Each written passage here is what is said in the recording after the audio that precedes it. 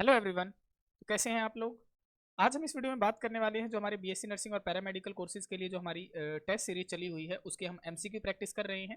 और ये हमारी इलेक्ट्रोकेमिस्ट्री का पार्ट 2 रहेगा। तो चलिए शुरू करते हैं बिना किसी टाइम वेस्टिंग के। तो क्वेश्चन नंबर 28 है हमारा कि which of the following statement about a galvanic cell is incorrect. कहता है कि गैल्वेनिक सेल के लिए इसमें से कौन सी स्टेट इनकरेक्ट है। तो देखो मैं यहाँ पे कुछ आपको बात बताता हूँ। जो हमारे सेल्स होते हैं ना, सेल्स होते हैं वो हमारे दो टाइप के होते हैं। एक तो होता है हमारा इलेक्ट्रोलिटिक सेल, इलेक्ट्रोलिटिक सेल, और दूसरा होता है हमारा electrochemical cell, electrochemical cell, chemical cell. अब होता क्या है, ये जो गैल्वेनिक सेल है ना, गैल्वेनिक सेल को ही इलेक्ट्रोकेमिकल सेल कहा जाता है।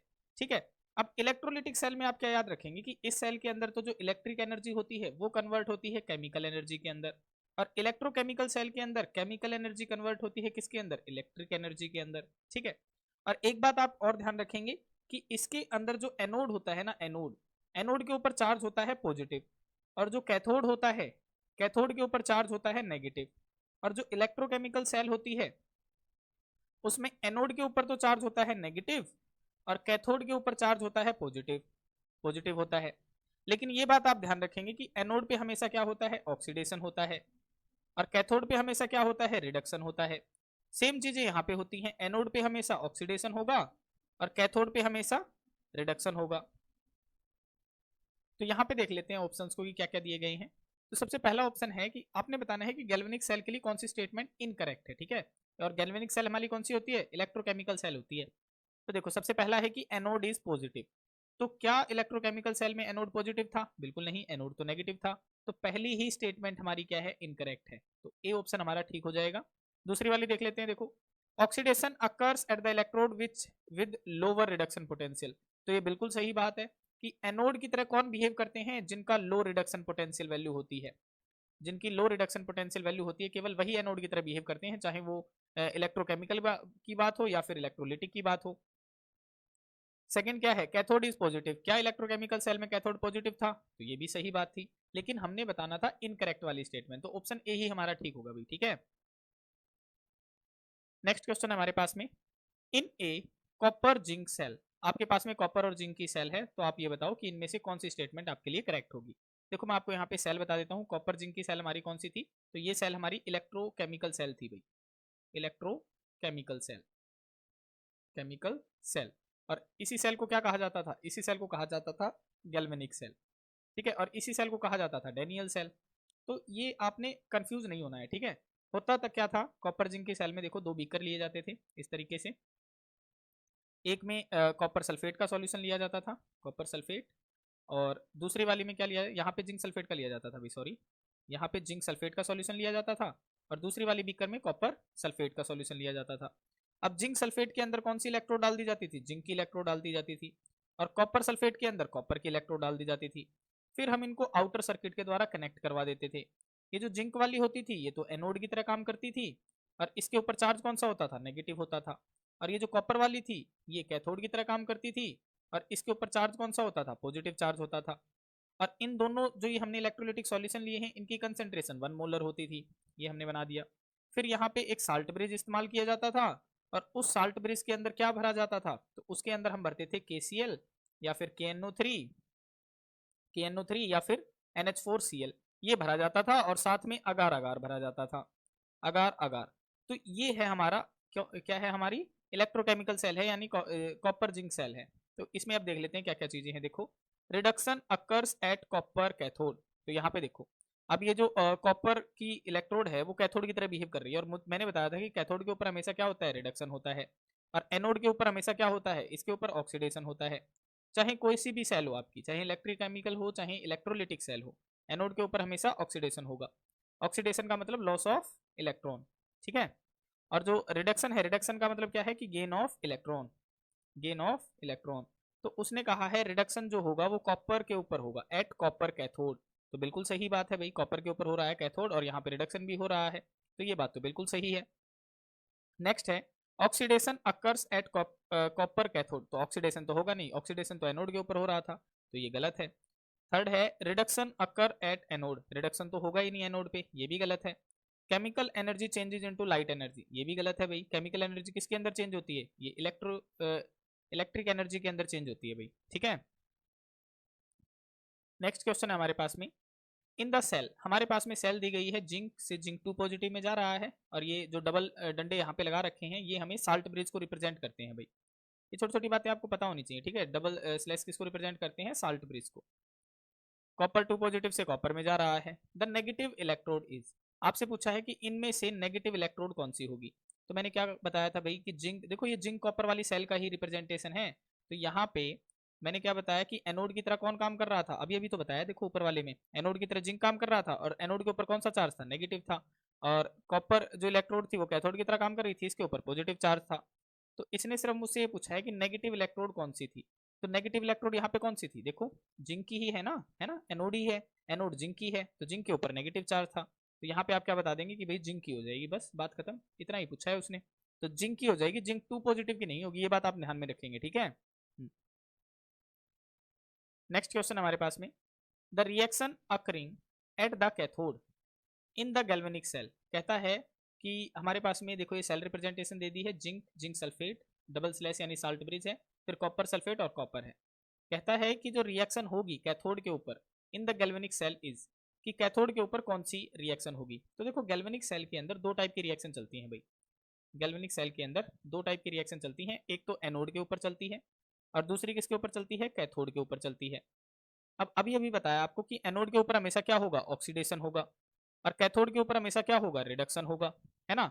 और कैथोड की तरह एनोड की तरह कौन काम कर रहा था? एनोड की तरह काम कर रही थी जिंक वाली सेल, और कैथोड की तरह कौन काम कर रही थी? कॉपर वाली इलेक्ट्रोड कर रही थी, है ना।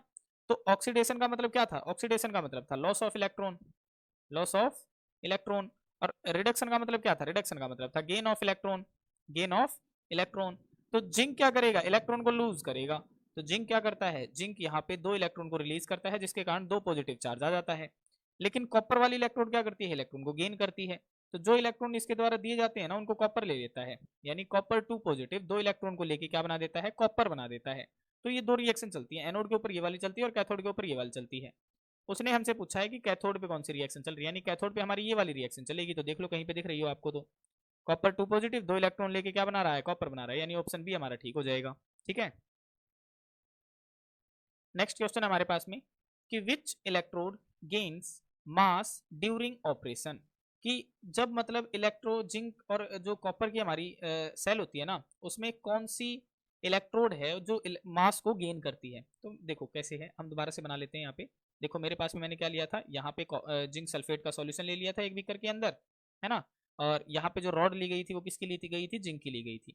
दूसरी तरफ हमने क्या लिया था? दूसरी तरफ हमने कॉपर सल्फेट का सॉल्यूशन लिया था, और इसमें जो हमने रॉड ली थी वो कॉपर की ली थी, और इनको एक सर्किट के द्वारा कनेक्ट करवा दिया गया था, और यहाँ पे हमने साल्ट ब्रिज कनेक्ट कर दिया गया था, ठीक है। अब होता क्या है, ये तो काम करती है एनोड की तरह, इसका मतलब इस पे तो होता है ऑक्सीडेशन, ऑक्सीडेशन का मतलब लॉस ऑफ इलेक्ट्रॉन, ये होता है, ठीक है। कॉपर किसकी तरह काम करती है? कॉपर काम करती है कैथोड की तरह। कैथोड पे हमेशा होता है रिडक्शन, रिडक्शन का मतलब gain of electron, gain of electron. अब कॉपर पे चार्ज होता है पॉजिटिव, और इस पे जिंक पे चार्ज होता है नेगेटिव। अब होता क्या है, जिंक क्या करेगा? जिंक तो इलेक्ट्रॉन को लूज करेगा, क्योंकि लॉस ऑफ इलेक्ट्रॉन कर रहा है। तो जिंक यहाँ पे दो इलेक्ट्रॉन को तो रिलीज कर देता है, ठीक है, और खुद क्या बन जाता है? जिंक 2 पॉजिटिव बन जाता है। जिंक दो इलेक्ट्रॉन को रिलीज करके जिंक 2 पॉजिटिव बन जाता है, और वो दो इलेक्ट्रॉन कहाँ से जाते हैं? जिंक से दो इलेक्ट्रॉन होते हुए किसकी तरफ चले जाते हैं? कॉपर की तरफ चले जाते हैं, है ना। तो अब यहाँ पे क्या होगा, अब जो वो दो इलेक्ट्रॉन इधर आ रहे हैं ना कॉपर की तरफ, तो सॉल्यूशन के अंदर कॉपर 2 पॉजिटिव प्रेजेंट है और सल्फेट 2 नेगेटिव प्रेजेंट है। अब ये कॉपर 2 पॉजिटिव क्या करेगा? कॉपर 2 पॉजिटिव ये जो दो इलेक्ट्रॉन आ रहे हैं ना, इन दोनों इलेक्ट्रॉन को एक्सेप्ट करके इसके ऊपर डिपॉजिट होना शुरू हो जाएगा, जिसके कारण अब देखो जिंक क्या कर रहा था? जिंक तो इलेक्ट्रॉन को रिलीज करके ये जिंक 2 पॉजिटिव बन के कहाँ जा रहा था? सॉल्यूशन के अंदर जा रहा था, जिसके कारण जिंक का वजन तो कम होता चला जाता है। और ये जो इलेक्ट्रॉन इसे दे रहा था, ये इलेक्ट्रॉन कॉपर 2 पॉजिटिव पाके क्या करता है? कॉपर 2 पॉजिटिव इन दोनों इलेक्ट्रॉन को लेके इस कॉपर इलेक्ट्रोड के ऊपर डिपॉजिट होना शुरू हो जाता है। तो यहाँ पे अगर वेट देखा जाए तो वेट किसका कम होता है? वेट कम होता है जिंक का, और बढ़ता किसका है? तो बढ़ता है कॉपर इलेक्ट्रोड का। तो उसने पूछा है कि गेन कौन करता है, तो गेन यहाँ पे कॉपर करती है भाई, ठीक है। तो ऑप्शन बी हमारा ठीक हो जाएगा। नेक्स्ट क्वेश्चन है हमारे पास में, the flow of current in an external circuit is from, कहता है कि करंट कहां से कहां फ्लो करेगा। तो अभी अभी मैंने क्या बताया कि इलेक्ट्रॉन कहां से कहां जा रहे हैं। अगर आपसे इलेक्ट्रॉन पूछ रहा है तो इलेक्ट्रॉन जा रहे हैं जिंक इलेक्ट्रोड से किसकी तरफ, कॉपर की तरफ। इसका मतलब एनोड से किसकी तरफ जा रहे हैं इलेक्ट्रॉन, कैथोड की तरफ जा रहे हैं, है ना। लेकिन अगर इलेक्ट्रॉन इसकी तरफ जा रहे हैं तो करंट कहां फ्लो करता है, करंट तो अपोजिट डायरेक्शन में फ्लो करता है। तो अगर आपसे करंट के बारे में पूछ रहा है ना, तो करंट कहां से कहां जाएगा, कॉपर से जिंक की तरफ जाएगा, यानी कैथोड से किसकी तरफ जाएगा, एनोड की तरफ जाएगा, कैथोड से एनोड की तरफ। तो उसने अगले क्वेश्चन में यही बात पूछ ली कि एक्सटर्नल सर्किट में करंट कहां से कहां फ्लो करता है, तो कहां से कहां फ्लो करेगा, कैथोड से एनोड की तरफ फ्लो करेगा भाई। तो बता दो कैथोड से एनोड की तरफ, यानी ऑप्शन बी हमारा क्या हो जाएगा, ठीक हो जाएगा। नेक्स्ट क्वेश्चन हमारे पास में कि which of the following is not called an anode reaction. कहता है कि इनमें से एनोड रिएक्शन कौन सी नहीं है। तो मैंने अभी अभी आपको बताया कि एनोड के ऊपर हमेशा क्या होता है, ऑक्सीडेशन होता है। और ऑक्सीडेशन का मतलब क्या होता है, लॉस ऑफ इलेक्ट्रॉन होंगे, लॉस ऑफ इलेक्ट्रॉन होता है। तो लॉस ऑफ इलेक्ट्रॉन जब भी आपको देखना होता है ना, जैसे कि मैंने अभी इस वाला जिंक का एग्जांपल लिया था, तो जिंक 2 पॉजिटिव प्लस में 2 इलेक्ट्रॉन इसी तरीके से रिलीज हो रहा था, है ना। यानी रिलीज हमेशा कहाँ होता है, रिलीज हमेशा राइट हैंड साइड होता है भाई, रिलीज हमेशा राइट हैंड साइड होता है। और अगर कहीं गेन देखा जाता है ना, जैसे देखो अभी अभी ये रिएक्शन लिख के दिखाई थी मैंने, 2 इलेक्ट्रॉन कॉपर ले रहा था, तो जो इलेक्ट्रॉन गेन होते हैं ना, गेन कहाँ होते हैं, हमेशा लेफ्ट हैंड साइड होते हैं गेन। तो उसने कहा है कि not called an anode reaction, इनमें से एनोड रिएक्शन कौन सी नहीं है। तो कौन सी नहीं होगी, जिसमें गेन ऑफ इलेक्ट्रॉन दिखाई दे रहा होगा। तो जहां पे भी left hand side electron gain हो रहे होंगे ना, वो रिएक्शन इसमें नहीं आएगी। तो देख लो, देखो इस साइड क्या है, इलेक्ट्रॉन देखो राइट हैंड साइड है, इसका मतलब लूज कर रहा है, इसका मतलब यहाँ पे क्या हो रहा है, ऑक्सीडेशन, यानी एनोड पे चल रही है ये रिएक्शन भी। यहाँ भी देखो राइट हैंड साइड में इलेक्ट्रॉन है, इसका मतलब इस पे भी ऑक्सीडेशन हो रहा है, यानी एनोड पे चल रही है ये रिएक्शन। इसमें देखो इसमें भी राइट हैंड साइड पे है इलेक्ट्रॉन, इसका मतलब यहाँ भी ऑक्सीडेशन हो रहा है। लेकिन यहाँ देखो, यहाँ पे इलेक्ट्रॉन लेफ्ट हैंड साइड में लिखे हैं, लेफ्ट हैंड साइड में लिखे हैं, इसका मतलब यहाँ पे क्या हो रहा है, रिडक्शन। और रिडक्शन कहाँ होता है, कैथोड पे होता है, रिडक्शन कहाँ होता है, कैथोड पे। तो उसने हमसे क्या पूछा है कि एनोड पे कौन सी रिएक्शन नहीं चल रही है, तो एनोड पे भाई कैथोड वाली नहीं चल रही होगी, इसका मतलब ऑप्शन डी हमारा ठीक हो जाएगा। नेक्स्ट क्वेश्चन हमारे पास में, the expression representing the cell potential. कहता है कि जो सेल पोटेंशियल होता है उसे किस तरीके से रिप्रेजेंट किया जाता है। तो देखो जो सेल पोटेंशियल होता है ना, उसका फार्मूला होता है भाई ई of cathode, E of cathode minus E of anode, ये हमारा फार्मूला होता है भाई। और अगर वो स्टैंडर्ड कंडीशन पे पूछता तो ई नॉट सेल लगा देते आप, E naught cell is equal to E naught cathode, E naught cathode minus E naught anode. ये होती है स्टैंडर्ड कंडीशन पे, ये जो नॉट मैं लगा रहा हूँ ना यहाँ पे, ये स्टैंडर्ड कंडीशन को रिप्रेजेंट करता है। इसका मतलब 1 एटीएम प्रेशर होना चाहिए, 1 मोलर कंसंट्रेशन होनी चाहिए, और 298 केल्विन टेम्परेचर होना चाहिए, ठीक है। तो यहाँ पे देख लो E of cathode minus E of anode दिख रहा है आपको, देखो ये रहा ऑप्शन सी के अंदर, तो ये हमारा करेक्ट हो जाएगा। नेक्स्ट क्वेश्चन है हमारे पास में कि the difference between the electrode potential of two electrodes when no current is drawn through the cell is called. देखो मैंने आपको कल वाला जो लेक्चर मैंने लिया था जिसमें मैं पार्ट 1 करवाया था, उसके अंदर मैंने आपको कुछ बातें बताई थी ईएमएफ से रिलेटेड और इलेक्ट्रोड पोटेंशियल से रिलेटेड, इलेक्ट्रोड पोटेंशियल से रिलेटेड, ठीक है। उसमें मैंने बताया था कि ईएमएफ को कब कैलकुलेट किया जाता है, जब नो करंट फ्लो, कोई भी करंट उसके अंदर से फ्लो नहीं कर रहा होता है सर्किट के अंदर से, तब कैलकुलेट किया जाता है। और इसे कब कैलकुलेट किया जाता है, जब करंट फ्लो कर रहा होता है। और ईएमएफ को किससे कैलकुलेट किया जाता है, तो इसे कैलकुलेट किया जाता है, मेजर किया जाता है पोटेंशियोमीटर के द्वारा, पोटेंशियोमीटर के द्वारा। और इसे किसे हम कैलकुलेट करते हैं, मेजर करते हैं, तो वोल्ट मीटर के द्वारा हम इसको मेजर करते हैं। ये बातें मैंने कल भी बताई थी आपको। तो उसने मुझसे पूछा है कि जो डिफरेंस होगा ना इलेक्ट्रोड पोटेंशियल का दो इलेक्ट्रोड के बीच में, जब कोई करंट उसके अंदर से फ्लो नहीं कर रहा है तो उसे हम क्या कहेंगे। तो सीधी सी बात है, वो सेल ईएमएफ होगा, है ना। तो यहाँ पे ऑप्शन बी हमारा क्या हो जाएगा, ठीक हो जाएगा भाई। नेक्स्ट क्वेश्चन है हमारे पास में, द इलेक्ट्रोड पोटेंशियल्स फॉर, अब देखो जिंक 2 पॉजिटिव और जिंक के लिए इलेक्ट्रोड पोटेंशियल दे दिया गया है, इसके लिए कितना दिया है, जिंक वाले के लिए -0.76 वोल्ट। और जो कॉपर वाला है उसके लिए कितना दिया है, तो कॉपर वाले के लिए दिया है +0.34 वोल्ट। वो कहता है कि ईएमएफ निकालो। तो ईएमएफ का क्या फार्मूला था भाई, ईएमएफ या फिर ई नॉट सेल का हमारा क्या फार्मूला था, ई नॉट सेल का हमारा क्या फार्मूला था, इसका फार्मूला था E naught cathode minus E naught anode, ये हमारा फार्मूला था। अब समस्या ये है कि यहाँ पे कैथोड की वैल्यू कौन सी पुट करूं और एनोड की कौन सी पुट करूं। तो यहाँ पे आपको सिर्फ एक सिंपल सी ट्रिक याद रखनी है भाई, उससे आपके बहुत सारे क्वेश्चन सॉल्व हो जाएंगे। कौन सी ट्रिक है, ट्रिक में आपको याद रखना है कि कैथोड की जो वैल्यू होगी ना, कैथोड वाले की जो वैल्यू होगी वो हमेशा ज्यादा होगी, कैथोड वाले की वैल्यू हमेशा ज्यादा होगी। तो अब आप इनमें से देख के बता दो कि कौन सी वैल्यू ज्यादा है। तो सीधी सी बात है, ज्यादा वैल्यू तो इसकी लग रही है प्लस में है, क्योंकि ये तो माइनस में है, ये तो कम हो गई। तो ज्यादा वैल्यू है 0.34 वोल्ट। तो कैथोड की जगह पे इसे पुट कर दो, 0.34 माइनस माइनस 0.76, क्योंकि माइनस लगा के इसकी वैल्यू माइनस में है तो माइनस में पुट करनी पड़ेगी। माइनस माइनस क्या हो जाता है, प्लस हो जाता है। तो 0.34 प्लस में 0.76, इसे जोड़ लेते हैं। तो 4 और 6 कितना हो जाएगा, 10, हासिल पाई 1, 7 3 10, 10 और 11 का 1 का, हासिल पाई 1 यानी 1, यानी 1.10 वोल्ट हो जाएगा। तो देख लो यहाँ पे कहाँ है ऑप्शन में, प्लस में, तो ये रहा 1.10 वोल्ट। तो ऐसे आप सॉल्व कर सकते हैं। नेक्स्ट क्वेश्चन हमारे पास में कि if the electrical potential of silver is this, कहता है कि सिल्वर का इलेक्ट्रोड पोटेंशियल कितना दे दिया उसने, प्लस 0.80 वोल्ट दे दिया। और कॉपर का कितना दे दिया, कॉपर का दे दिया प्लस 0.34 वोल्ट दे दिया। The electromotive force of galvanic cell, electromotive force का मतलब वो ईएमएफ ही पूछ रहा है अभी हमसे, ठीक है। और ईएमएफ का मैंने अभी अभी फार्मूला बताया आपको, कितना होता है, E naught cathode minus E naught anode, ये हमारा फार्मूला होता है। तो ई नॉट कैथोड की वैल्यू हम मैंने क्या बताई आपको कि जो वैल्यू ज्यादा होगी वो कैथोड की होगी। तो इन दोनों में से देख लो कौन सी ज्यादा है, भाई ये वाली सीधी सी दिख रही है मुझे, ज्यादा वैल्यू यही है। तो यहाँ पे कैथोड की जगह पे पुट कर दो इसको, 0.80 माइनस 0.34 हो जाएगा। ये तो प्लस में ही है ना वैल्यू, तो माइनस हो जाएगी, इसमें से माइनस कर देते हैं। देखो 10 में से 4 जाएगा तो 6 हो जाएगा, यहाँ पे कितना बचेगा, 7 बचेगा, 7 में से 3 जाएगा 4 हो जाएगा, है ना, 0.0, तो ये हो जाएगा 0.46, और ये प्लस में आएगी भी वैल्यू, ठीक है। तो 0.46 वोल्ट हो जाएगी, ऑप्शन सी आपका करेक्ट हो जाएगा। नेक्स्ट क्वेश्चन है हमारे पास में कि the standard electrode potentials of, अब यहाँ पे कुछ इलेक्ट्रोड पोटेंशियल दे दिए गए हैं। जैसे जिंक वाले का कितना दिया है, देखो मैं यहाँ पे लिख देता हूँ, जिंक 2 पॉजिटिव ओब्लिक में जिंक का दे दिया गया है माइनस 0.763 वोल्ट दे दिया।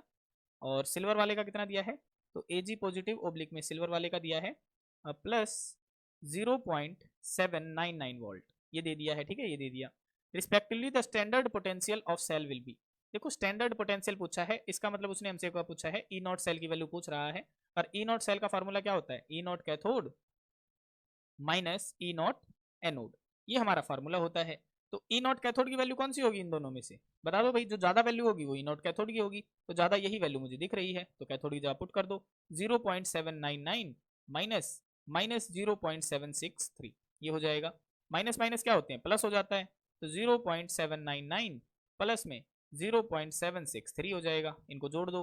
देखो 9 और 3 कितने हो जाएंगे, 10 11 12 हो जाएंगे, 12 का 1 का, हासिल पाई 1 चली गई, और 10 10 और 6 कितना हो जाएगा, 16, हासिल पाई 1, 8 8 और 7 कितने हो जाएंगे, 15 15 का 5 हासिल पाई 1, यानी 1.562 आ जाएगा। और ये वैल्यू किस में आएगी भाई, प्लस में आएगी। तो देख लो प्लस में कहीं पे दिख रहा है 1.562 वोल्ट, 1.56 वोल्ट, देखो ये रहा ऑप्शन ए के अंदर।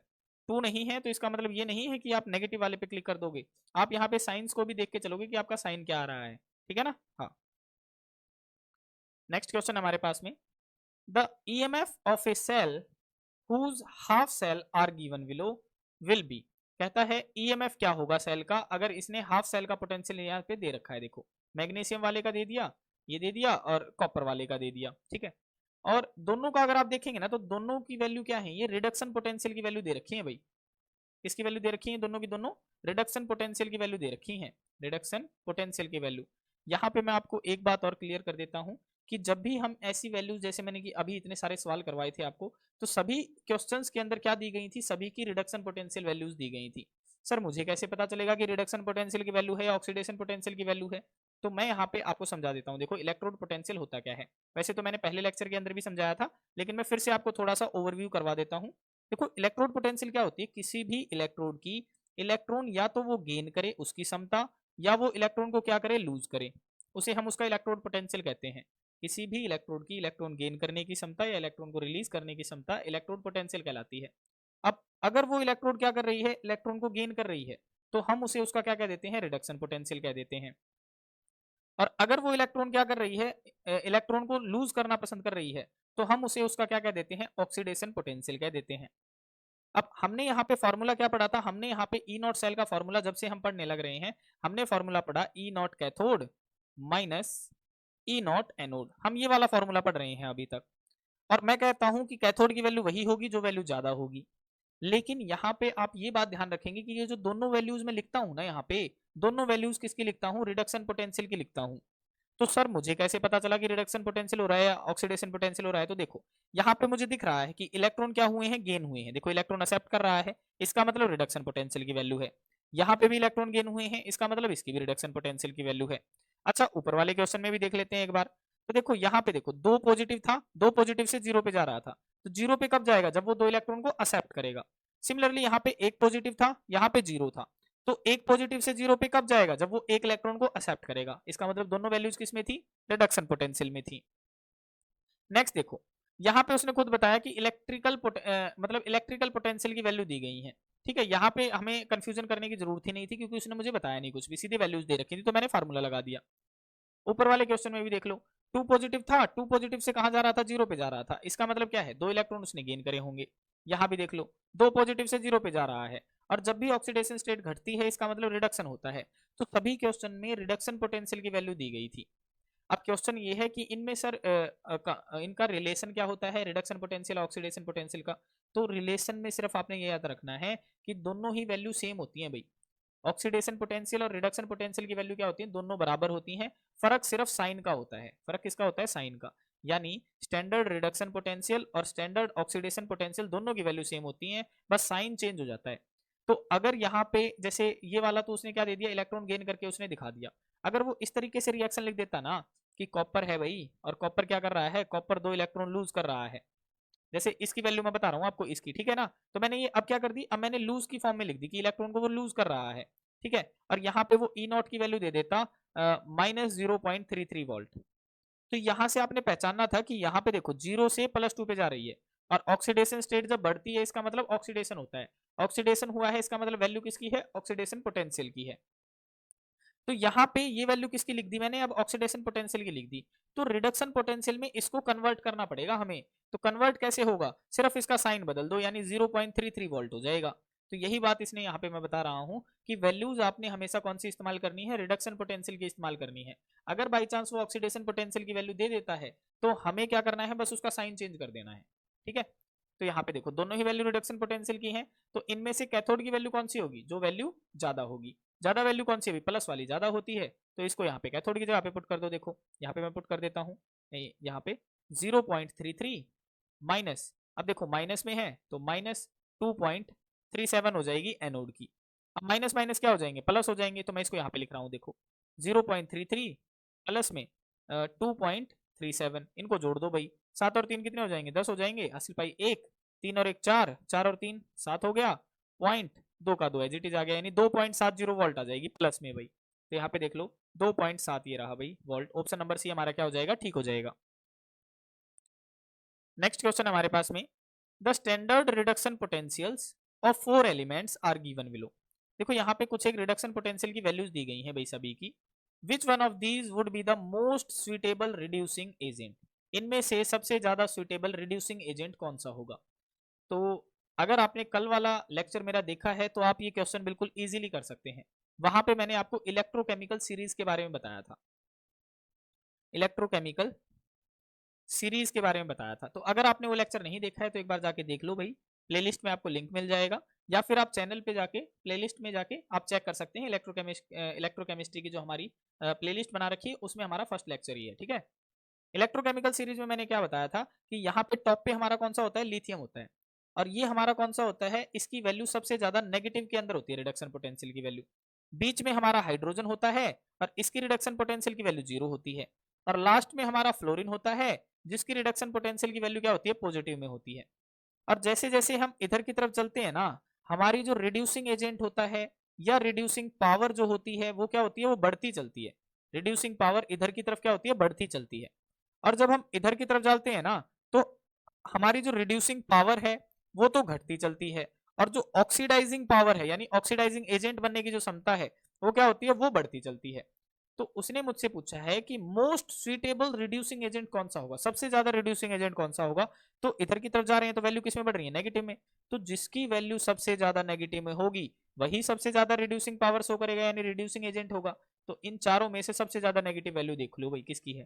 देखो इसकी -3.04 है, इसकी -0.190 है, 1.90 है। तो इन दोनों की ही है माइनस में, इनकी तो प्लस में है। तो सबसे ज्यादा नेगेटिव किसकी है, 1 वाले की है। तो पहला ऑप्शन हमारा करेक्ट हो जाएगा भाई, यही है मोस्ट सुइटेबल रिड्यूसिंग एजेंट। ठीक है, नेक्स्ट क्वेश्चन हमारे पास में कि copper can not displace from the solution, यानी यहाँ पे कुछ ऑप्शंस दिए गए हैं और कहा गया है कि कॉपर इनमें से किसको डिस्प्लेस नहीं कर सकता है। तो ये क्वेश्चन भी हमारा किस पे बेस्ड है, ये भी हमारा इलेक्ट्रोकेमिकल सीरीज पे बेस्ड है भाई, इलेक्ट्रोकेमिकल सीरीज पे ही बेस्ड है। तो मैं यहाँ पे दोबारा से लिख देता हूँ इलेक्ट्रोकेमिकल सीरीज क्या थी हमारी। देखो मैंने याद रखने की उसको ट्रिक भी बताई थी कि लिथियम हो जाएगा ले कर कार, सोडियम मांगे एरोप्लेन, जंग फ्री, लेड निकल, hydrogen, copper, silver, gold, mercury, है ना, आयोडीन, ब्रोमीन, क्लोरीन, फ्लोरीन। ये हमारी सीरीज थी भाई इलेक्ट्रोकेमिकल सीरीज। तो अब यहाँ पे उसने क्या बताया है कि कॉपर किसे डिस्प्लेस नहीं कर सकता है। ठीक है, तो कॉपर किसे डिस्प्लेस नहीं करेगा भाई, जो ज्यादा रिएक्टिव होगा, है ना। तो यहाँ पे जो ये हाइड्रोजन है ना, इससे इसकी तरफ जब तुम जाओगे ना तो रिएक्टिविटी बढ़ती है भाई, रिएक्टिविटी बढ़ती है।